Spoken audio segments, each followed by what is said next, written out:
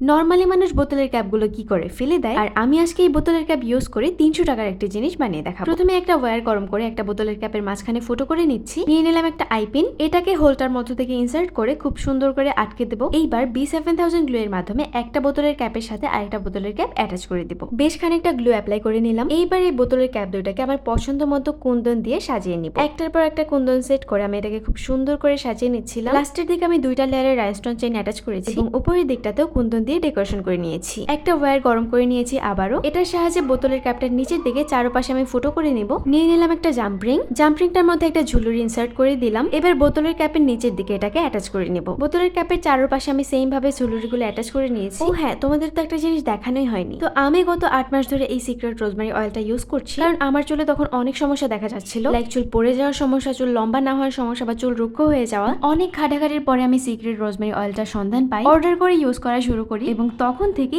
এই অয়েলটা আমার সব থেকে ফেভারিট হয়ে গেছে। তোমরা কিন্তু তোমাদের চুলের প্রবলেমের জন্য এই হেয়ার অয়েলটা ইউজ করতে পারো। এটা তোমরা পেয়ে যাবা ফেসবুক পেজ ভ্যালোরাতে। যাই হোক, এবার আমি আমার অব্যবহৃত একটা কানের দুল বের করে নিলাম। এটার এক্সট্রা অংশ আমি খুলে নিয়েছি। এইবার একটা জাম্পরিং এর সাহায্যে বোতলের ক্যাপটার সাথে এই কানের দুলের অংশটা অ্যাটাচ করে দিব। আমাদের বিউটিফুল একটা ঝুমকা কিন্তু রেডি। আমার মনে হয় না এটা কেউ ধরতে পারবে যে এটা একটা প্লাস্টিক বোতলের ক্যাপ দিয়ে বানানো। কমেন্ট করে জানিও কেমন হয়েছে এবং ফলো করতে ভুলো না। আল্লাহ হাফেজ।